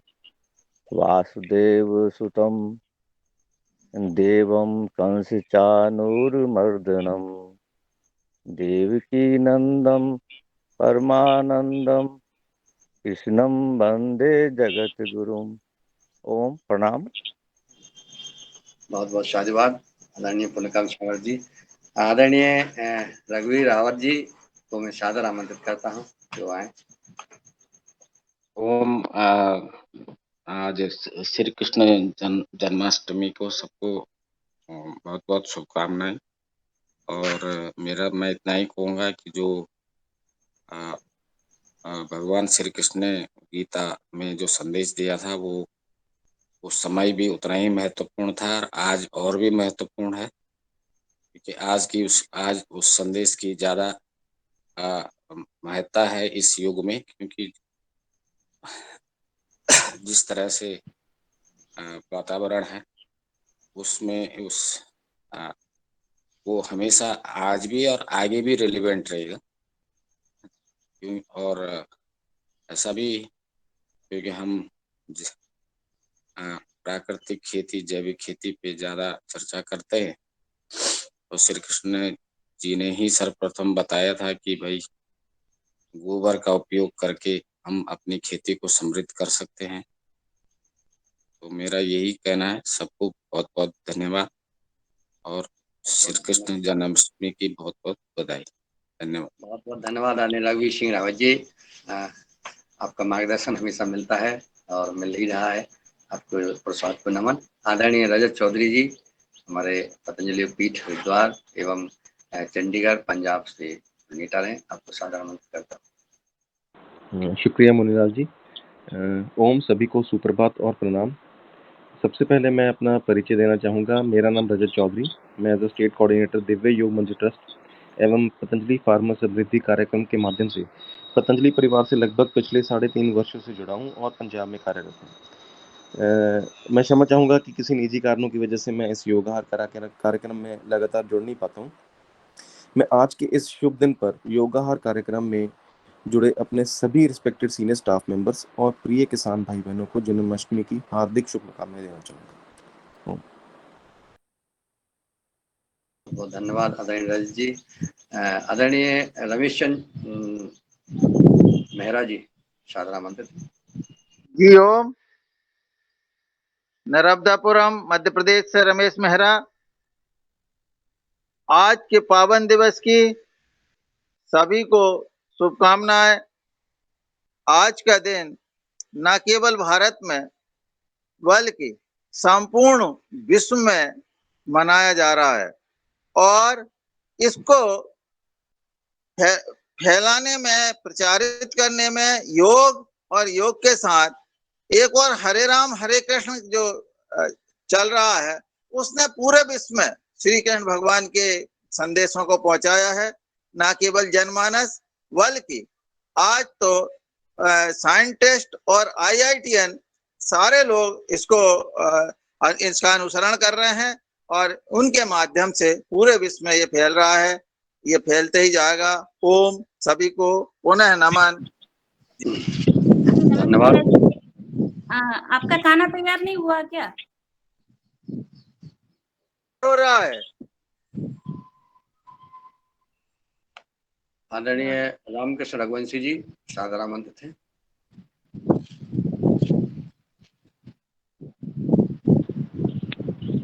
जी गुरुदेव ओम। सभी को प्रणाम सदन में और परम पूज्य गुरुदेव के श्री चरणों में नमन। और आज जन्माष्टमी की सभी को हार्दिक शुभकामनाएं और साथ में एक संकल्प सब लोग लें कि जब भी कोई त्योहार आता है, जब भी कोई ऐसा अवसर आता है तो उसे आप पौधे गिफ्ट करके और पेड़ लगा के, बस मैं इतनी सी बात रख रहा हूँ मंच सदन में सबके सामने कि आपकी चाहे जन्माष्टमी हो, चाहे नवरात्रि हो, चाहे कोई सा भी त्योहार हो, उसको पेड़ पौधों के साथ मनाएं। यही जीवन है, यही आगे वाली पीढ़ी का भविष्य है, यही सब कुछ है। धन्यवाद। बहुत बहुत शादीवाद, धन्यवाद। घर घर गाय पालें, जब एक खेती करें, पेड़ पौधे लगाएं, कितने बढ़िया जो है सुझाव, और मन में जो चिंतन बढ़ता है वही आदमी सब पटल पर रखता है। बहुत सुंदर। आदरणीय ऊर्जावान बहन रंजना जी को सादर आमंत्रित करता हूँ कि वो आए और वो भी हार्दिक बधाई शुभकामनाएं देने का करें।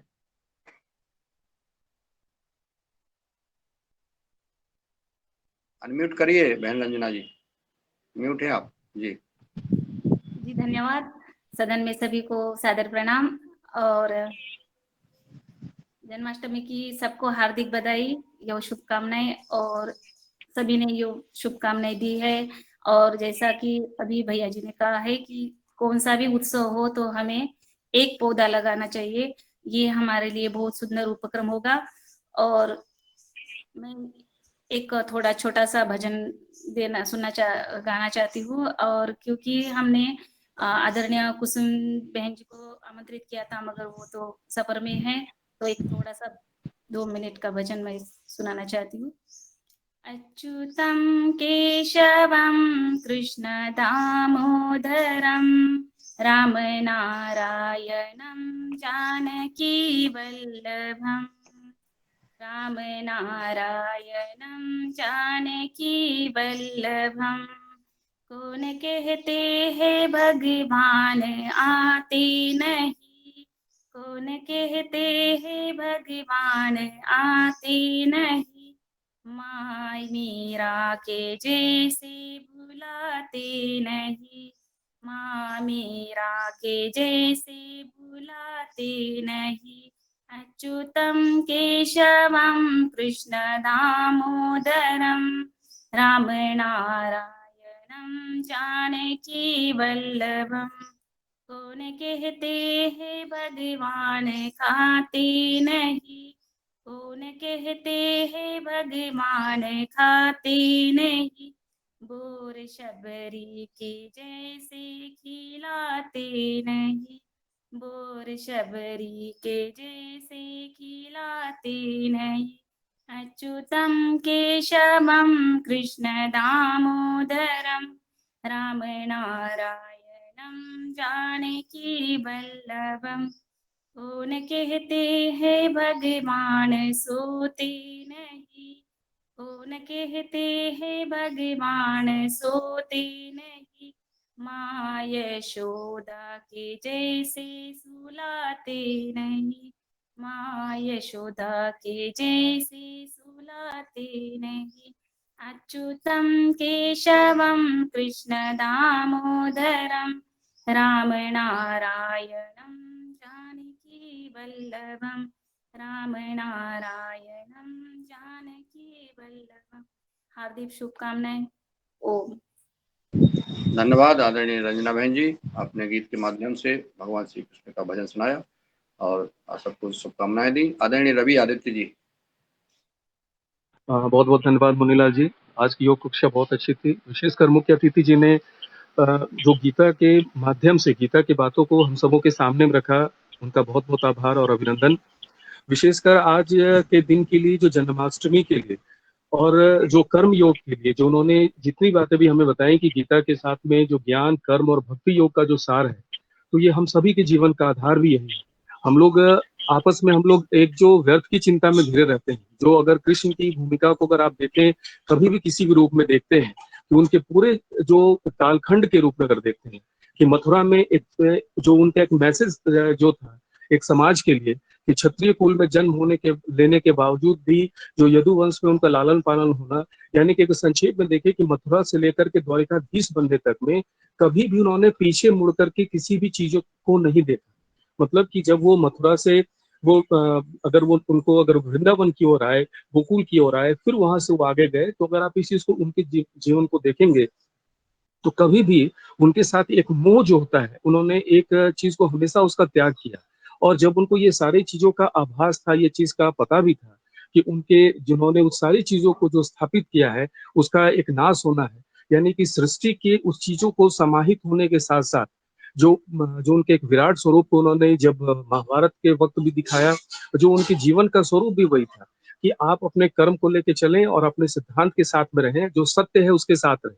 तो आप अगर एक एक चीजों को देखेंगे कि गोवर्धन पर्वत के साथ में या वनगमन के साथ में या आखिर में जो उनकी मृत्यु का आधार भी जो बनता था, तो व्याघ्र के पेट को समझ करके जो व्याधे ने जब उन पे तीर चलाया, तो इस सारे चीजों को अगर आप जोड़ते चलेंगे तो लगा कि एक व्यक्ति के रूप में आप एक सत्य के साथ रह सकते हैं, संस्कृति के साथ रह सकते हैं और उससे आप रक्षा कर सकते हैं। कि जब इंद्र के क्रोध से बचाने के लिए जो उन्होंने गोवर्धन पर्वत उठाया, 6 वर्ष की आयु, 6 वर्ष क्या कहें, 6 दिन की उनकी आयु थी जब उन्होंने पूतना का वध किया था। हर जगह सिंबॉलिक था, हर जगह चीज को अगर आप देखें, हर चीज के साथ एक रीजन जुड़ा हुआ था कि क्यों वैसा वो करते जा रहे थे। अगर आप मध्य प्रदेश में से मुनीलाल जी आप हैं, तो आप अगर आप उज्जैन में उस स्थान को जाएंगे जहां नर्मदा नदी को उन्होंने अपने एड़ी के एक प्रेशर से नर्मदा नदी को एक कुंड में वो समा करके लेके चले आए थे। यानी कहने का मतलब ये था कि अहंकार को जिस तरह से भाजन के स्वरूप पे उन्होंने किया, वो महाभारत के एक खंड में है। जरासंध के रूप को भी वध के रूप में था, या फिर आप ऐसे बहुत सारी घटनाएं हैं जो आदमी को इस चीज में विवश करती हैं कि उन्होंने शरीर के शक्ति से ज्यादा मन की बुद्धि और उसकी शक्ति पर जोर दिया कि किस प्रकार आप उस कार्य को कर सकते हैं, उस कार्य के आगे जा सकते हैं। यानी आत्मचिंतन के साथ साथ, क्योंकि एक जो आत्मा नश्वर है और शरीर को नष्ट होना है, तो आपकी भूमिका क्या हो सकती है, जो आप बेस्ट समाज के लिए, खुद के लिए, परिवार के लिए, सर्किल के लिए बेस्ट आप क्या दे सकते हैं। बाकी चीज जो है उस पे आप ना ध्यान देते हुए ये अनुसरण करने का पक्ष मुझे सदैव उनका बहुत ही अनुकरणीय लगता है कि आप अगर एक मोह में बंधने के बजाय एक बेस्ट क्या इनपुट दे सकते हैं समाज के लिए। बहुत बहुत धन्यवाद आप सभी लोगों का, बहुत बहुत आभार। बहुत धन्यवाद आदरणीय रवि आदित्य जी, आपने बहुत महत्वपूर्ण बात मार्गदर्शन दिया है और कृष्ण जन्माष्टमी के चरित्र के ऊपर आपने जो अपना उद्बोधन दिया, धन्यवाद। आदरणीय संजय महामुनि जी को मैं सादर आमंत्रित करता हूँ, वो आए।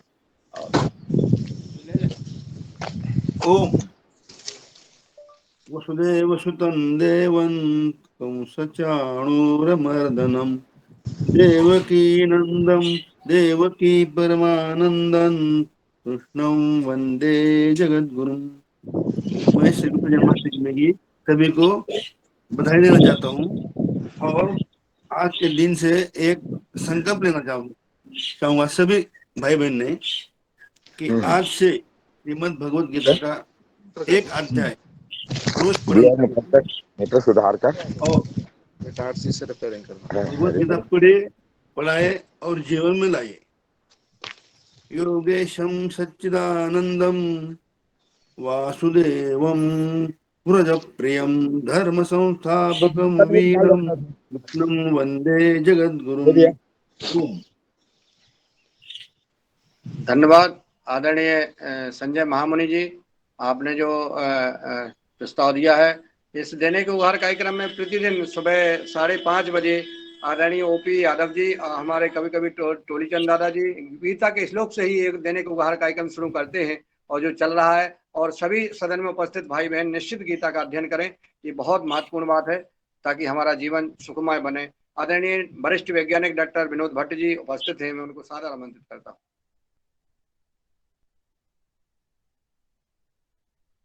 जी, सबको सादर प्रणाम और श्री कृष्ण जन्माष्टमी पर सबको बहुत बहुत शुभकामनाएं। भगवान श्री कृष्ण का केवल अगर एक चीज भी हम अनुसरण करें जिसमें कर्म योग है, तो सबका भविष्य, सारे राष्ट्र का, सारे विश्व का भविष्य उज्जवल हो सकता है। ओम नमस्कार जी, नमस्कार। पुनः एक दो चीज़ें मुझे लगा कि मुझे ज़रूर कहनी चाहिए। वह यह थी कि भगवान श्री कृष्ण ने हमें एक अनमोल उपहार दिया। वह अनमोल उपहार है जिसके बारे में बहुत सारी बातें भी हुई हैं। वह उपहार है कि गौ माता, गौ माता के साथ खेलना, गौ माता से निकले हुए उत्पाद, जो कि अब हम प्राकृतिक खेती और बाकी जो भी हम काम कर रहे हैं उसका आधार ही गौ माता है। इस धरती पर अगर कोई सबसे महत्वपूर्ण जीव आज की तारीख में है, जो कि जैविक खेती, प्राकृतिक खेती, आहार, इन सब चीजों के लिए जो सर्वश्रेष्ठ माना गया है और जिसको सबने अब माना है, वह उपहार हमें भगवान श्री कृष्ण ने दिया है।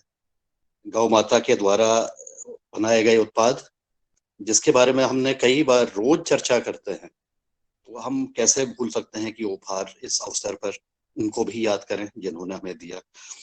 इससे निकलने वाले जो उत्पाद हैं, चाहे घी हो, चाहे दूध हो, चाहे दही हो, चाहे अन्य चीजें हो, यानी कि हर एक चीज के ऊपर जो हर एक चीज महत्वपूर्ण है, मूल्यवान है और जिसके बारे में हम चर्चा भी करते आते हैं, ये जो हमारी इस देश में पारंपरिक रूप से होने वाली जो गाय है, गौ माता है, उसका उपहार भी तो इसी सनातन धर्म की और सनातन पद्धति से ही निकला हुआ है, जिसका लोहा आज पूरा विश्व मान रहा है। तो इस अवसर पर पुनः भगवान श्री कृष्ण को याद करते हुए उनके दिए गए वक्तव्य के अलावा जो चीजें उन्होंने अपने जीवन में उसको रचाया और हमारे जीवन को भी 5000 वर्ष के बाद भी उसको जब पुनः रीडिस्कवर कर रहे हैं, तो हमें कुछ एक नई अनुभूति हमें जरूर होगी कि यह चीजें जो विरासत में मिली हुई हैं, इसका अब आने वाले समय पर और बेहतर रूप से इसको परिष्कृत होना है, इसको दुनिया के सामने लाना है और इसको हमने प्रैक्टिस भी करना है। और हमारे जितने भी किसान हैं, अब जैविक खेती में गौ माता के बिना तो काम ही नहीं चल रहा है, तो उसको चलने के लिए हम आगे अपने आप को इसके प्रति भी संकल्पित करें, विचारों के साथ साथ जो इस पृथ्वी की एक धुरी के रूप में खड़ी है, उसको हम भी याद करते हुए आज मैं अपनी वाणी को विराम देता हूँ। नमस्कार, धन्यवाद। धन्यवाद आदरणीय श्री पवन सर जी, आपने जो ध्यान कराया है कि पहले का धन गौ माता हुआ करता था और उसी से आंका जाता था। हम सारी संबंध या जो भी हम आंकते थे समाज में उनकी, तो हम गाय धन के हिसाब से आंकते थे कि धन कितना है इनके पास, गौ धन। और परम हमारे श्री कृष्ण भगवान ने, जैसा आपने कहा है, आपने याद दिलाया है कि जब हम बेटी की शादी करते हैं, तो जब हम कन्यादान करते हैं तो उसके साथ हम गाय बछड़े को, गाय बछिया को दान करते हैं, तभी हमारा विवाह शुभ और संपन्न माना जाता है। जब हम गाय को, तो ये गाय की प्रथा, दान करने की प्रथा, उपहार देने की प्रथा शुरू से ही चली आ रही है और आपने आज इस पर प्रकाश डाला, सबका ध्यान आकर्षित कराया सदन का। आपको बहुत बहुत शादीवाद। आदरणीय हमारे युगाहार से ARC से हमारी बहन जी जुड़ी हों, तो सादर आमंत्रित हैं अपना प्रस्ताव, अपना संवाद, अपना सुझाव और हार्दिक बधाई शुभकामनाएं देने का कष्ट करें। और अंत में हमारे राजश्री कुशवाहा जी, अगर मेरी आवाज़ आप तक पहुंच रही हो तो आप भी शुभकामनाएं दे सकती हैं। और 8:30 बज गए हैं और इस सदन को, इस कार्यक्रम को, आज कृष्ण जन्मोत्सव को आज विराम देने के लिए मैं आज का सबका आभार ज्ञापित तो हो ही गया है। सबको प्रणाम करते हैं सदन को। सभी का दिन मंगलमय हो। कृष्ण जन्माष्टमी की हार्दिक बधाई शुभकामनाएं। रंजना जी कुछ बोलना चाहती हैं? सादर आमंत्रित है। नहीं, आपको आमंत्रित करना था कि आपने शुभेच्छा नहीं दी, तो आप सादर आमंत्रित है। मैं तो सबको हार्दिक बधाई शुभकामनाएं मैंने तो लिख दी थी और दे रहा हूं। और पूरा परिवार जैसा स्नेह और उसके साथ जुड़ते हैं, आत्मीयता के साथ जुड़ते हैं, इस देने के उपहार कार्यक्रम में जितने ही हमारे बहन भाई जुड़ते हैं, बहुत आत्मीय स्नेह के साथ जुड़ते हैं। और इसी प्रकार का आज कृष्ण जन्माष्टमी महोत्सव पर हम सब संकल्प लें कि जैसा कि हम गाय और का दान करें, गाय को पालें, गाय का ही उत्पादन का हम सेवन करें और हम वृक्ष लगाएं, हम गीता का पाठ करें, गीता के श्लोक करें, उनके और उनके आचरण पर चले, हम श्री कृष्ण भगवान के चरित्र का ध्यान दें। जैसा हमारे परम पूज्य स्वामी जी, परम सिद्धि आचार्य जी का मार्गदर्शन रहता है कि चित्र की जगह चरित्र को हम पूजें। आज हमारे परम सिद्धि आचार्य बालकृष्ण जी वृंदावन में और हैं और वहाँ का आनंद ले रहे हैं। अभी मैंने देखा उनको और निधि वन में और पूरे में घूम फिर के भगवान श्री कृष्ण की जन्मस्थली पर हैं। तो मैं उनको यहीं से प्रणाम करता हूँ, परम पूज्य स्वामी जी को और सदन को प्रणाम करता हूँ। सबका दिन शुभ मंगल हो। आज हम विराम लेते हैं कल 5:30 बजे फिर हम सब आपस में मिलेंगे और हम एक दूसरे को, हमारे जो समाज के मित्र और परिवार के लोग हैं, उनको भी इस दैनिक उगार कार्यक्रम में जोड़ने का कष्ट करें। सबको शादीवाद, कृष्ण जन्मोत्सव की हार्दिक बधाई, शुभकामनाएं। ओ जी, रामकृष्ण जी पुष्प भेंट कर रहे हैं आदरणीय पवन सर जी को। भैया धन्यवाद। आदरणीय रामकृष्ण जी, आपका फूल जो है कवर कर लिया गया है, दैनिक उगार कार्यक्रम की स्क्रीनशॉट में ले लिया गया है। धन्यवाद। आपको वापस कर देंगे, हम सदन को दे देंगे दैनिक उगार कार्यक्रम में। और हमारे कृष्णा जी का आज जन्मदिन है, उनको भी, उनका नाम भी कृष्ण है, तो उनको भी हार्दिक बधाई, शुभकामनाएं। कृष्ण कुमार जी को झारखंड से, जो हमारे दैनिक उगार कार्यक्रम के स्थायी सदस्य हैं, सहयोगी हैं, उनको भी जन्मदिन की हार्दिक बधाई, शुभकामनाएं सदन की ओर से। ओ सभी को धन्यवाद। ओम नमस्कार। हमारे रांची जिला के ऊर्जावान किसान प्रभारी श्री कृष्ण कुमार जी को हमारे पूरे झारखंड की ओर से भी जन्मदिन का बहुत बहुत शुभकामनाएं। जी बहुत धन्यवाद भाई जी। सारे राज्यों की ओर से, पूरे सदन की ओर से कृष्ण कुमार जी को जन्मदिन की हार्दिक बधाई, शुभकामनाएं।